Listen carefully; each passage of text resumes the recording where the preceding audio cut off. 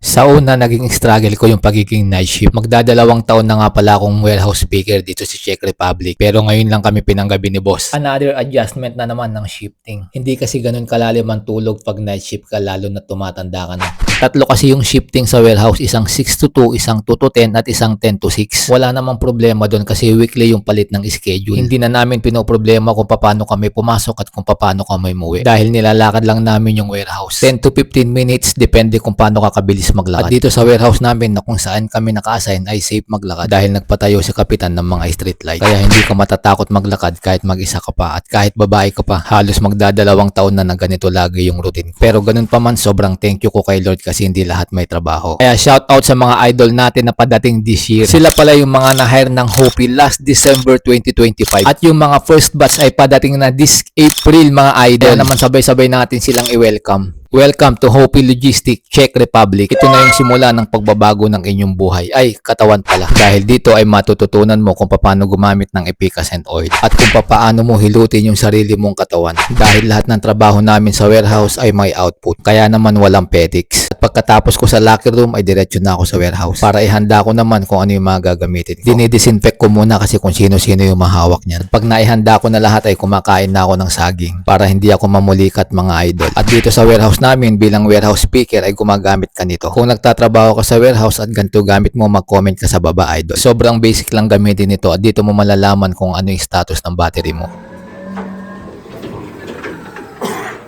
At ito naman yung mga RT operator namin. Dito umiikot yung buhay ko bilang isang warehouse picker dito sa Europa mga idol. Sobrang thankful ako kay Lord kasi mababait yung mga amo namin dito. Tapos na yung preparation natin mga idol kaya let's grind. Thank you for watching and God bless.